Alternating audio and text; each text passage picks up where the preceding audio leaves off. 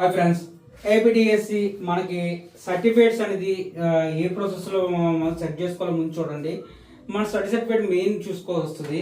ఈ సర్టిఫికేట్స్లో మన 4th class నుంచి 9th క్లాస్ వరకు స్టడీ సర్టిఫికేట్స్ అనేది గ్యాదర్ చేసుకుని మనం ప్రతిదీ డీటెయిల్గా చూసుకోండి. స్కూల్స్లోంచి మనకు ప్రతి సర్టిఫికేట్ మిస్ అయిందంటే ప్రాబ్లమ్ ఫేస్ చేస్తారు. అక్కడికి వెళ్ళిన తర్వాత ఒకవేళ ఏమైనా ప్రాబ్లమ్స్ ఉంటే మన నేటివిటీ సర్టిఫికేట్ ద్వారా ఒక 5 years నేటివిటీ సర్టిఫికేట్ ద్వారా మనకి గ్యాదర్ చేసుకోవచ్చు.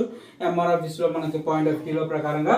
Otherwise of view 10th class certificate మనకి SSC 10th class certificate main important of view మనకి. Otherwise of view inter certificate, అదే degree certificate, PG certificate, DEd certificates, ఈ certificates అన్ని రెడీగా పెట్టి ఉంచుకోండి. మనకి డిగ్రీ నుంచి కొంచెం మెమోస్ కూడా ఉంటాయి. అటువంటి యూజ్ చేసే పర్పస్లో అది కూడా ఉన్న ప్రాబ్లం లేదు. మన ప్రతిదీ జిరాక్స్లని మెయింటైన్ చేసుకోండి. 3 or 4 జిరాక్స్ కంపల్సరీ యూజ్ చేసుకోవాలి. అదర్వైజ్ డిఎస్సి అప్లికేషన్ మన అప్లై చేసిన సర్టిఫికేట్ అప్లికేషన్ ఫామ్ జిరాక్స్ కంపల్సరీగా ఉండాలి. అదర్వైజ్ ఆఫ్ యూ మన టెట్ ర్యాంక్ కార్డ్ ఉండాలి. ఎందుకంటే ర్యాంక్ కార్డులో కంపల్సరీగా మార్క్స్ ప్రకారం దాన్ని చెక్ చేస్తుంటారు. అయితే DSC rank card already release అవుతుందని చెప్పేసి చేయడం జరిగింది. దానికి సంబంధించిన ర్యాంక్ కార్డు కూడా వస్తుంది.